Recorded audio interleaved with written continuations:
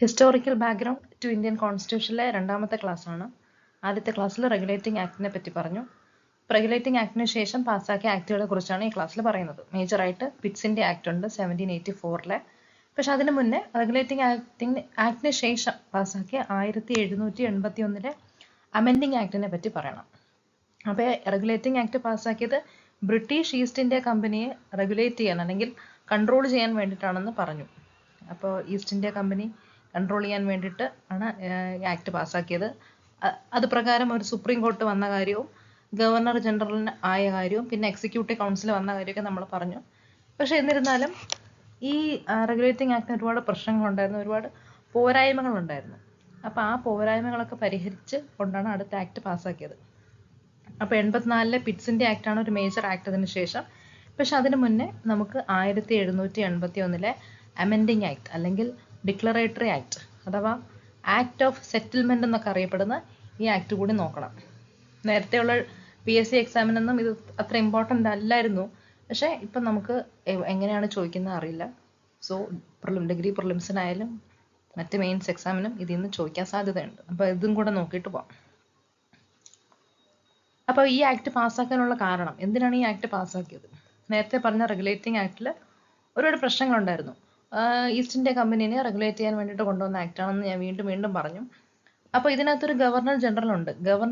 Governor of ബംഗാളിനെ, അതായത് Warren Hastings ആയിരുന്നു ഗവർണർ ഓഫ് ബംഗാളിനെ ഗവർണർ ജനറൽ ഓഫ് ബംഗാൾ ആക്കി മാറ്റിയ ആക്ടാണ് റെഗുലേറ്റിംഗ് ആക്ട്.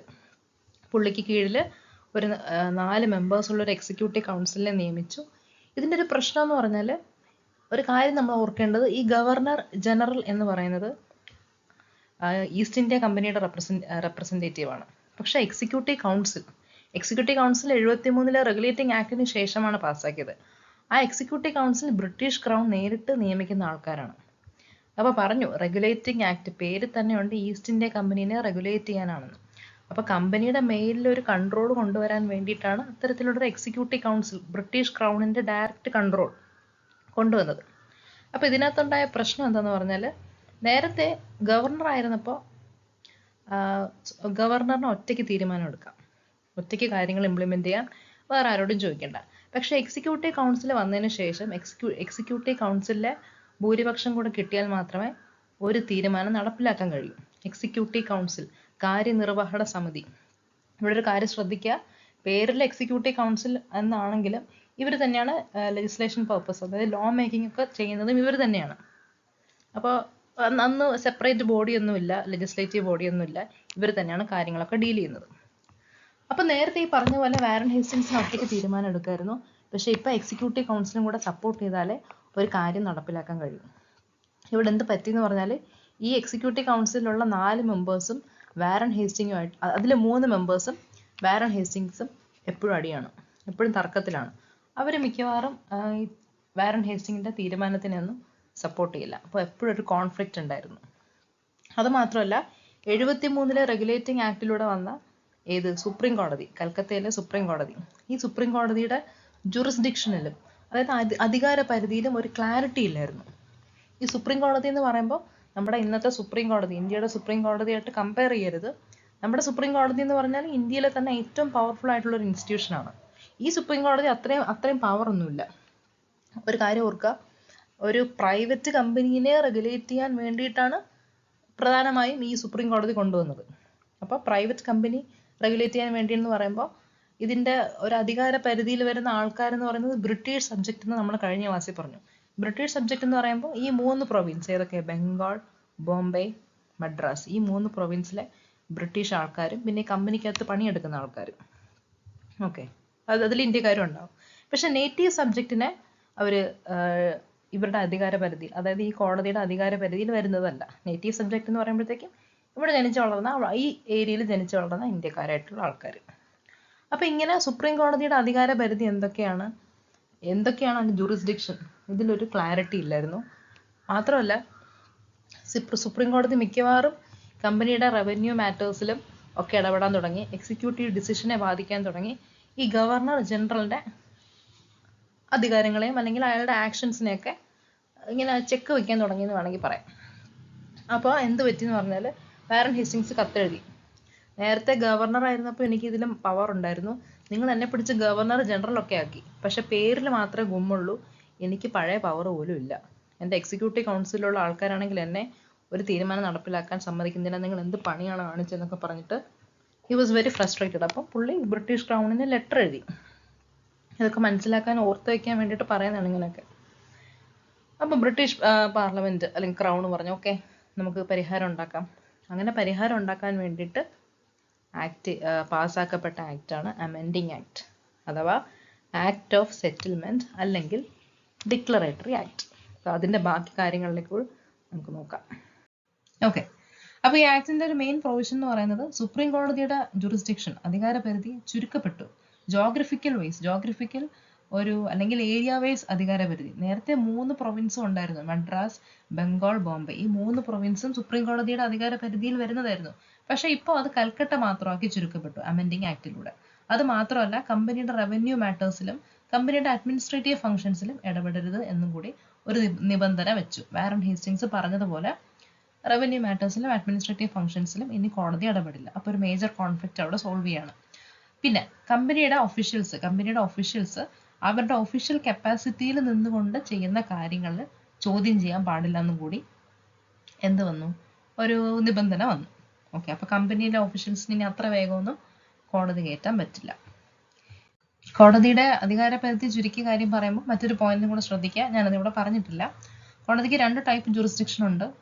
ഏരിയ വൈസ് അല്ല, അല്ലാതെ ഒറിജിനൽ ജുറിസ്ഡിക്ഷനും അപ്പല്ലേറ്റ് ജുറിസ്ഡിക്ഷനും. അതിവിടെ പോയിന്റ് പറഞ്ഞിട്ടില്ല. ഒറിജിനൽ ജുറിസ്ഡിക്ഷൻ എന്ന് പറയുമ്പോൾ കോടതിയുടെ എക്സ്ക്ലൂസീവ് അധികാരം, സുപ്രീം കോടതിക്ക് ഒരു കേസ് എടുക്കാനുള്ള എക്സ്ക്ലൂസീവ് അധികാരം, നേരിട്ട് കേസ് എടുക്കാനുള്ള അധികാരം. അപ്പല്ലേറ്റ് എന്ന് പറയുമ്പോൾ പേര് തന്നെയുണ്ട്, അപ്പീൽ കിട്ടി മേൽക്കോടതിയിൽ വരുന്നത്.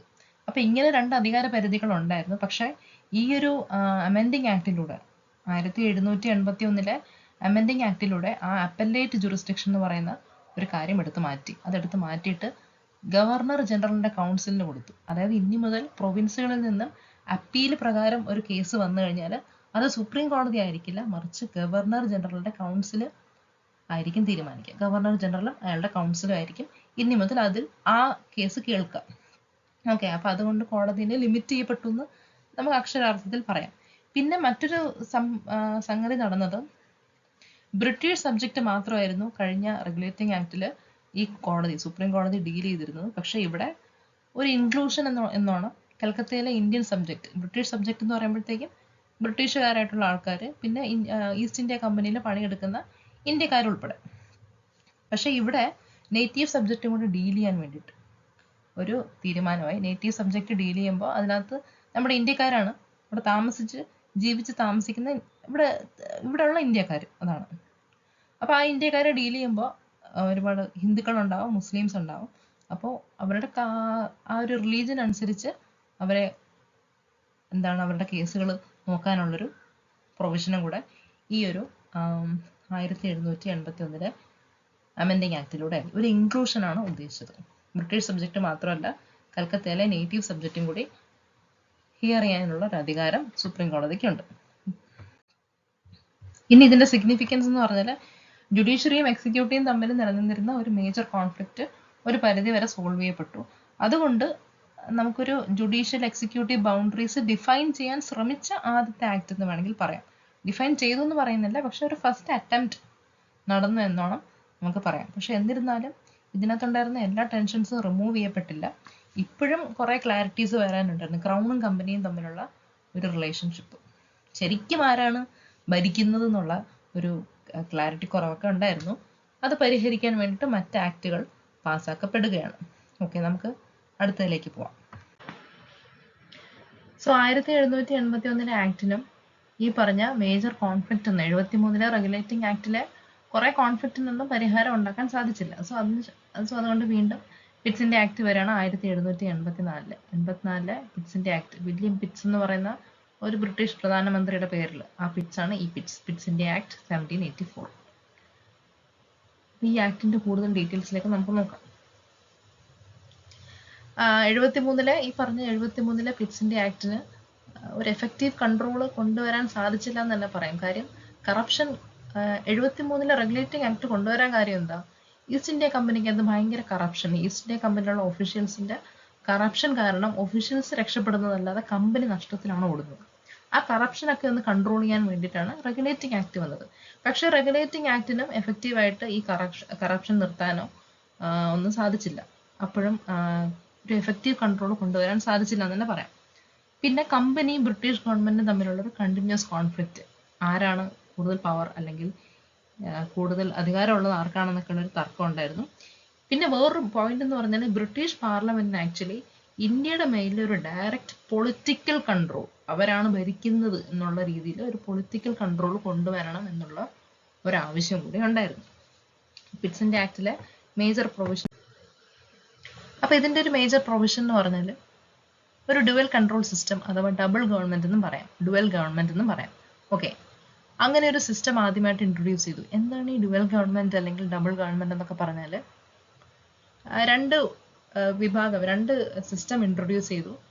കമ്പനി ഇനി മുതൽ കമ്പനിയിൽ ബോർഡ് ഓഫ് ഡയറക്ടേഴ്സ് ഉണ്ടല്ലോ, ഒരു ഡയറക്ടർ ബോർഡുണ്ട്. ആ ഡയറക്ടർ ബോർഡ് കമ്പനിയുടെ കൊമേഴ്ഷ്യൽ അഫയേഴ്സ് മാത്രം ഡീൽ ചെയ്താൽ മതി. ബാക്കി പൊളിറ്റിക്കൽ അഫെയർ, അതായത് മിലിറ്ററി, സിവിൽ ഉൾപ്പെടെയുള്ള പൊളിറ്റിക്കൽ അഫെയർ ഡീൽ ചെയ്യാൻ വേണ്ടിയിട്ട് നമുക്ക് വേറൊരു ബോർഡ് രൂപീകരിക്കുകയാണ്. ആ ബോഡിയുടെ പേരാണ് ബോർഡ് ഓഫ് കൺട്രോൾ. പേരിൽ തന്നെ കൺട്രോൾ ഉണ്ട്. ഓക്കെ, അപ്പോൾ കാര്യം മനസ്സിലാവുന്നുണ്ടോ? തൊട്ട് മുന്നത്തെ സ്ലൈഡിൽ പറഞ്ഞതേ ഉള്ളൂ, ബ്രിട്ടീഷ് ഗവൺമെന്റിന് അല്ലെങ്കിൽ ബ്രിട്ടീഷ് പാർലമെന്റിന് നേരിട്ട് ഇന്ത്യയുടെ ടെറിട്ടറിയിൽ ഒരു പൊളിറ്റിക്കൽ ഒരു അധികാരം സ്ഥാപിക്കാൻ ആഗ്രഹം ഉണ്ടായിരുന്നു. ആ ആഗ്രഹത്തിന്റെ ഭാഗമായിട്ടാണ് ബ്രിട്ടീഷ് ഗവൺമെന്റിന്റെ കീഴിൽ ബോർഡ് ഓഫ് കൺട്രോൾ എന്ന് പറയുന്ന ഒരു സിസ്റ്റം, ഒരു ഗ്രൂപ്പ്, കുറച്ച് ആൾക്കാരെ പിടിച്ച് നിയമിക്കാൻ പോവുകയാണ്. അപ്പോൾ ബോർഡ് ഓഫ് കൺട്രോൾ ഇനി മുതൽ പൊളിറ്റിക്കൽ അഫെയർ, സിവിൽ, മിലിറ്ററി ഉൾപ്പെടെയുള്ള പൊളിറ്റിക്കൽ അഫെയർ ഡീൽ ചെയ്യും. ഇതിനകത്തുള്ള കമ്പനിയുടെ board of directors, court of directors എന്നും പറയാം, ഡയറക്ടേഴ്സ് ഇനി മുതൽ കൊമേഴ്ഷ്യൽ അഫെയർസ് മാത്രം ഡീൽ ചെയ്താൽ മതി. ഈ ബോർഡ് ഓഫ് കൺട്രോൾ എന്ന് പറയുമ്പോഴത്തേക്കും അത് ഇംഗ്ലണ്ടിലാണ്. അതിനകത്തുള്ള മെമ്പേഴ്സ് എന്ന് പറഞ്ഞാൽ സെക്രട്ടറി ഓഫ് സ്റ്റേറ്റ് ഉണ്ട്, 4 കൗൺസിലേഴ്സ് ഉണ്ട്, പിന്നെ ചാൻസലർ ഓഫ് എക്സ്ചക്കർ. വലിയ ഡീറ്റെയിൽസിലേക്കൊന്നും പോകുന്നില്ല. ഈ സെക്രട്ടറി ഓഫ് സ്റ്റേറ്റ് എന്ന് പറയുന്ന ഒരു പോയിന്റ് നിങ്ങൾ ശ്രദ്ധിക്കുക. ഈ സെക്രട്ടറി ഓഫ് സ്റ്റേറ്റ് എന്ന് പറയുന്ന ടേം കുറേ പേരെങ്കിലും കേട്ടിട്ടുണ്ടായിരിക്കും. കാര്യം 1858 അതിന് വരുന്നതേ ഉള്ളൂ ഗവൺമെന്റ് ഓഫ് ഇന്ത്യ ആക്ട് പ്രകാരം. നമ്മുടെ ശിപായി ലഹളയ്ക്ക് ശേഷം വന്ന ഗവൺമെന്റ് ഓഫ് ഇന്ത്യ ആക്ട് പ്രകാരം ഒരു സെക്രട്ടറി ഓഫ് സ്റ്റേറ്റ് എന്ന് പറയുന്ന ഒരു പൊസിഷൻ ക്രിയേറ്റ് ചെയ്യപ്പെട്ടില്ല എന്നൊക്കെ തോന്നാം.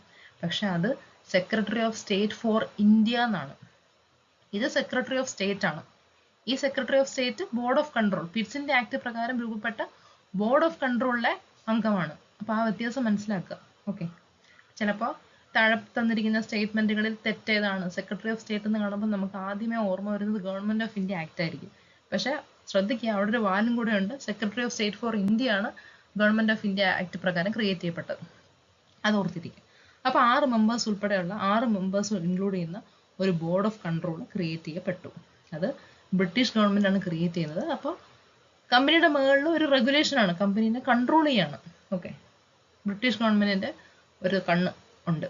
അപ്പോൾ അവരാണ് സിവിൽ, മിലിറ്ററി കാര്യങ്ങളൊക്കെ ഡീൽ ചെയ്തിരുന്നത്. അപ്പോൾ real power actually civil, military affair എന്ന് പറയുമ്പോൾ തന്നെ ശരിക്കും പവർ ആരുടെ കയ്യിൽ പോയി? ബ്രിട്ടീഷ് ഗവൺമെന്റിന്റെ കയ്യിലായി. മറ്റവരിപ്പോൾ എന്തുമാത്രം നോക്കുന്നില്ല, കൊമേഴ്ഷ്യൽ അഫെയർസ്, ട്രേഡ് സംബന്ധമായ കാര്യങ്ങൾ മാത്രമേ നോക്കുന്നുള്ളൂ. ബാക്കി റവന്യൂ, മിലിറ്ററി, സിവിൽ പോലുള്ള കാര്യങ്ങൾ, ബാക്കി മേജർ കാര്യങ്ങൾ ഡീൽ ചെയ്യുന്നത് ബോർഡ് ഓഫ് കൺട്രോൾ ആണ്. അപ്പോൾ അവിടെ തന്നെ അധികാരം ബ്രിട്ടീഷ് ഗവൺമെന്റിന് ഷിഫ്റ്റ് ചെയ്യപ്പെട്ടു എന്ന് നമുക്ക് പറയാം. ഇനി ബോർഡ് ഓഫ് ഡയറക്ടേഴ്സിനകത്ത് കുറച്ച് അധികം മെമ്പേഴ്സ് ഉണ്ട്. ആ എണ്ണമൊന്നും ഇമ്പോർട്ടൻ്റ് അല്ല. അവർ ട്രേഡ് ആൻഡ് കൊമേഴ്സ് മാത്രമേ ഡീൽ ചെയ്തിരുന്നുള്ളൂ. ബോർഡ് ഓഫ് കൺട്രോൾ പറയുന്ന കാര്യങ്ങൾ അവർക്ക് ഫോളോ ചെയ്യണമായിരുന്നു. ഇനി ഗവർണർ ജനറൽ എന്ന് പറഞ്ഞല്ലോ, ഈ ഗവർണർ ജനറലും എക്സിക്യൂട്ടീവ് കൗൺസിലും തമ്മിൽ ഒരു പൊരുത്തമില്ലായ്മ ഉണ്ടായിരുന്നു.